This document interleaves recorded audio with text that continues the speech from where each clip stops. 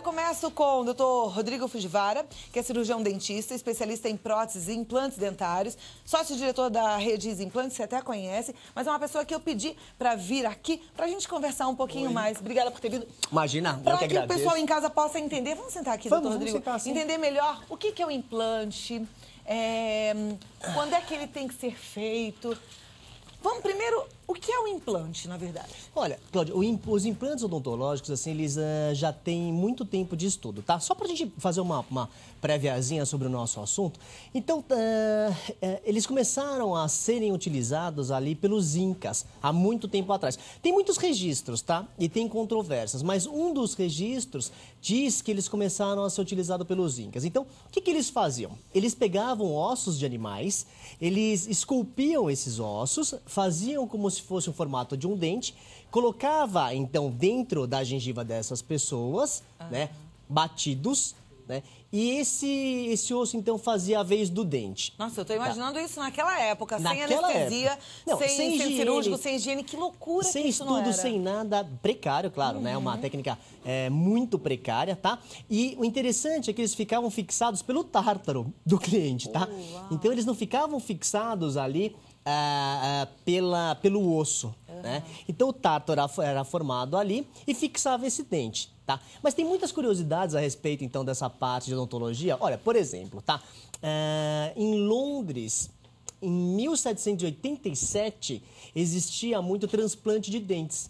Tá? Só falando de curiosidades um pouquinho pra gente conversar, né? O que é um transplante de dente? Então, o que acontecia? As pessoas mais pobres, elas vendiam dentes para os mais ricos. Ah, que tristeza. E isso era tirado ali na sala de casa, tá? Então, sem higiene nenhuma, sem estudo e sem nada, tá? Isso Então, em que tiravam ano? de um Isso e colocavam no começo no da outro. civilização moderna? 1787. Pela madrugada. Né? Então, isso existiu. Agora, voltando à parte de implantes, aí para a gente continuar então a nossa história, eles não começaram como eles são hoje, tá? Eles começaram com alguns implantes que eles eram colocados por baixo da gengiva. Então, era uma infraestrutura de metal, ela cavalgava, por exemplo, a mandíbula é esse osso de baixo, tá? Então, elas eram colocadas embaixo da gengiva, né, apoiadas no osso, né? A gengiva ficava por cima e saía um pininho daqui, tá? Dessa infraestrutura. Então, saía um pininho aqui e nesse pininho eram colocados os dentes. Às vezes saía mais de um pininho e você fazia um dente, dois, três, né? Tá, o pininho ficava pra fora, né? Ficava pra e fora. E o dente era encaixado nesse pininho. Exatamente. E a infraestrutura apoiada no osso. Tá. Né? Não ficava dentro do osso, mas ficava apoiada. Depois surgiram alguns outros implantes, por exemplo, os implantes agulhados, tá? Eles eram como se fossem pregos. Era muito precário mesmo. E eles eram colocados, assim, com essa disposição. A gente chama de tripoidismo. Então, eles eram apoiados assim dentro do osso e você tinha um dentinho em cima, tá? Desses implantes. Logo depois vieram um outro tipo de implante que se chamava lâmina de Lincoln, né? Essa lâmina de Lincoln era uma lâmina colocada dentro do osso também, toda furadinha.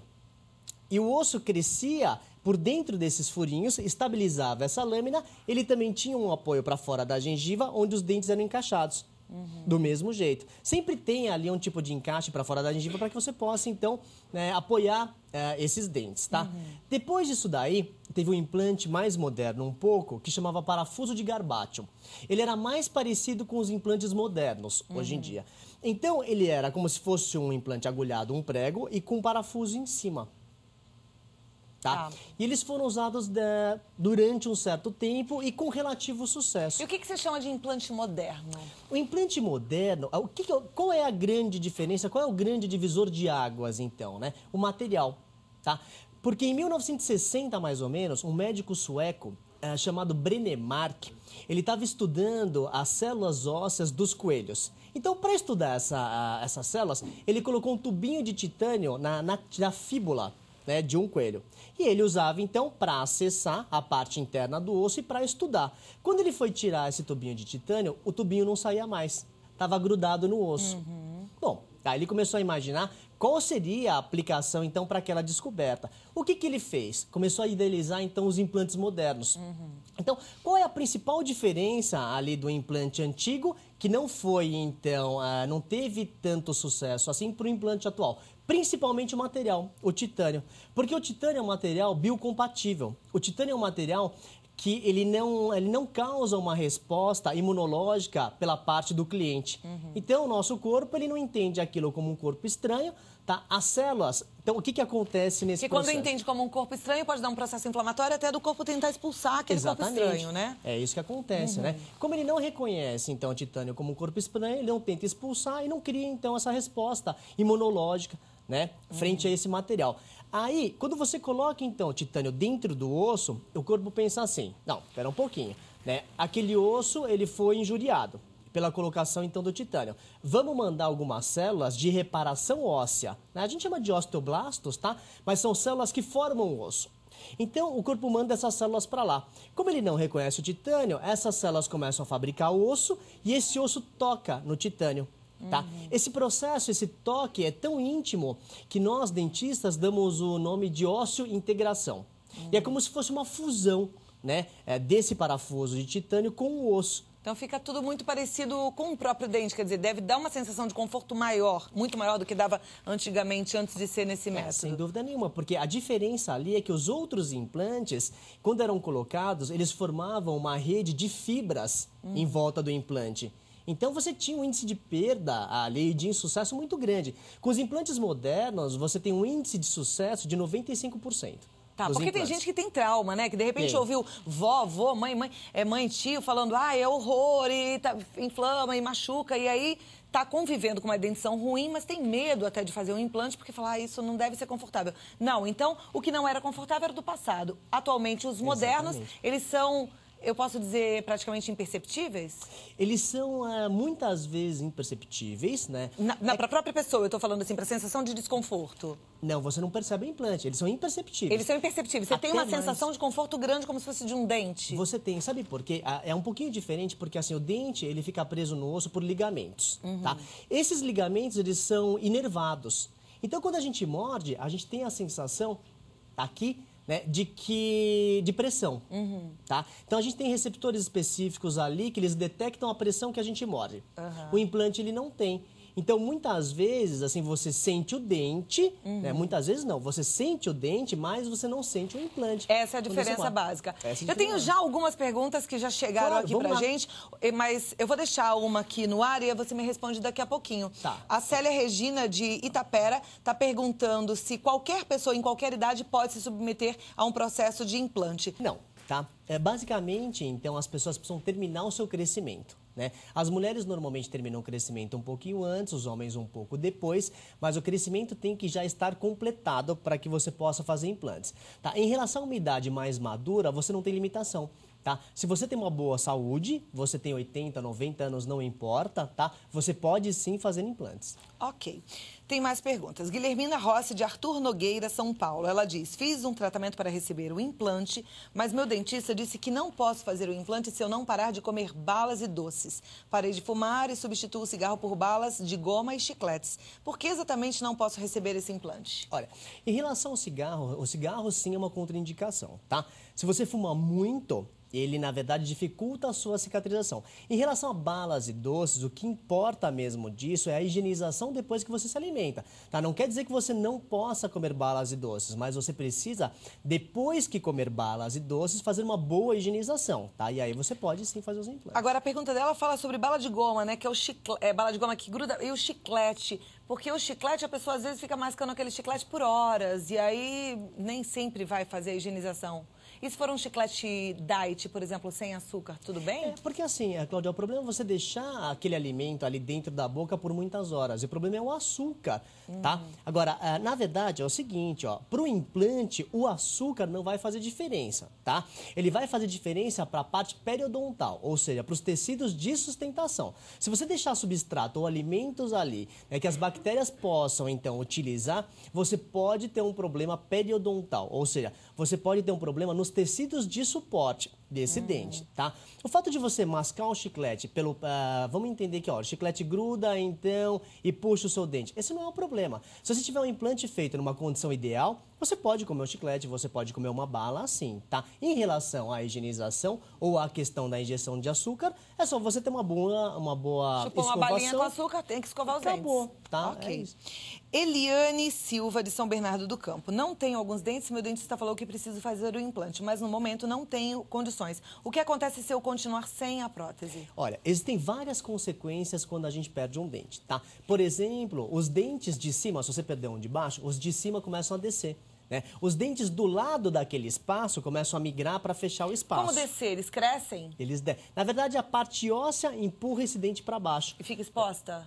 Muitas vezes a raiz fica exposta. Isso acontece, é uma reação natural para otimizar a sua mastigação, para melhorar a sua mastigação. Então imagina só, os dentes do lado vão inclinar, os de cima vão descer. E há uma compensação de espaço em toda a arcada. Os dentes começam a migrar, né, um pouquinho para cada lado para compensar esse espaço. Em consequência disso, você tem exposição radicular, né, como você estava falando, Cláudia, da parte superior, que pode gerar sensibilidade. Você tem ali uma mastigação unilateral, o que pode sobrecarregar um dos lados, pode gerar dores de cabeça, dores de pescoço, por exemplo. Né, você sobrecarrega também a articulação. Você repor esse dente aí é muito importante para a tua saúde hoje e mais lá na frente. Perfeito. E existem alguns planos que são mais acessíveis. Eliane, eu acho que vale a pena você ficar atenta e aproveitar algumas oportunidades. Laura Sanches, de Petrópolis, ela diz: preciso fazer o implante, mas tenho receio. Gostaria de saber se posso sofrer rejeição da prótese. Olha, é assim, ó, em implantes não existe o termo rejeição, tá?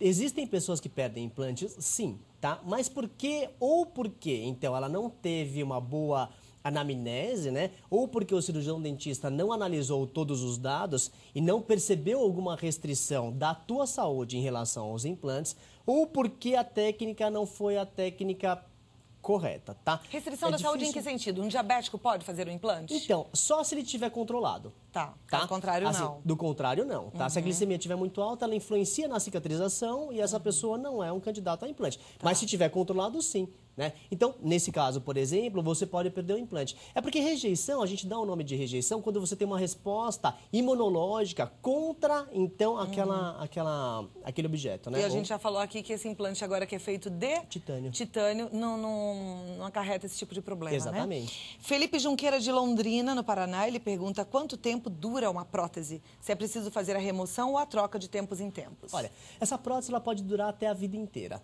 Tá? Depende muito da maneira como ela é confeccionada, material, técnica utilizada e da higiene do próprio paciente. Se você tiver uma higiene excelente, você não precisa remover nunca essa prótese, tá? Se você não consegue higienizá-la tão bem assim, tá? Existem próteses que são, por exemplo, parafusadas, que você pode remover, higienizar e depois colocar de novo. Claro, dentro do consultório odontológico. Perfeito. Rubenilson Leandro Alves, ele pergunta quais os riscos de usar uma prótese mal colocada. Olha, você tem inúmeros riscos, tá? Por exemplo, se for uma prótese sobre implante, você corre o risco de sobrecarregar esse implante, porque essa prótese ela pode estar, por exemplo, com contato prematuro, ela pode estar tocando antes dos outros dentes e então sofrendo uma sobrecarga mastigatória. Tá, aí você então tem uma perda óssea ao redor desses implantes pelo excesso de força, tá? E você pode perder esse implante. Você pode, por exemplo, abalar o dente que toca nesse implante. Tá? Você pode, por exemplo, pela falta de adaptação, ter regiões então de acúmulo de alimentos. Tá? Uma prótese mal adaptada pode causar assim, uma série de problemas aí para a sua saúde bucal, sem dúvida.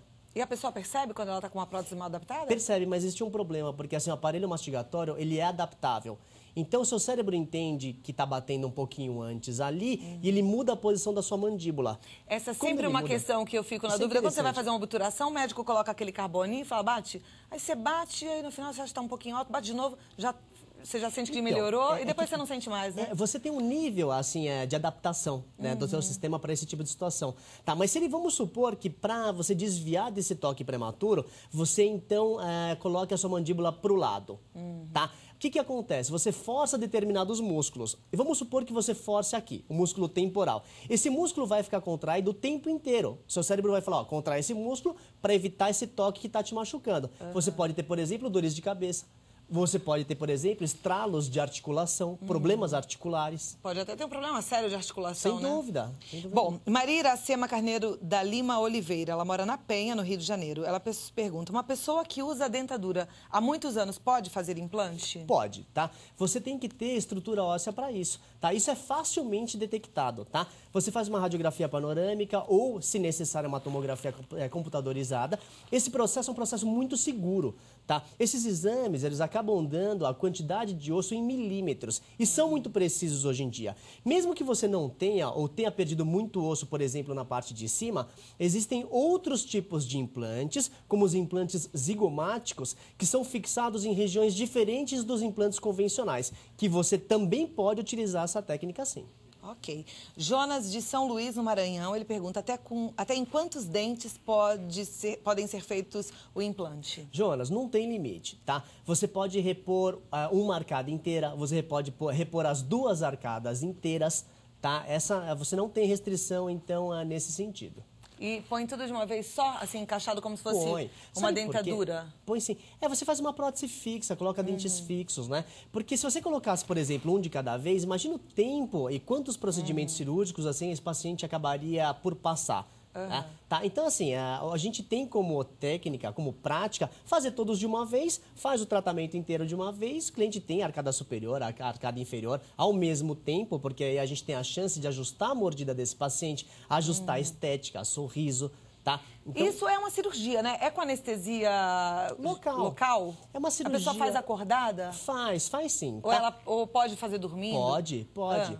Dentro da minha equipe, por exemplo, a gente tem médicos anestesistas. Se o cliente ele pede, então, para fazer isso dormindo, ele faz dormindo. E demora quantas horas uma cirurgia como essa? Olha, depende da quantidade de implantes, tá? Mas um cirurgião habilidoso, por exemplo, faz uma arcada inteira, a inferior ou a superior, num prazo de 1 hora.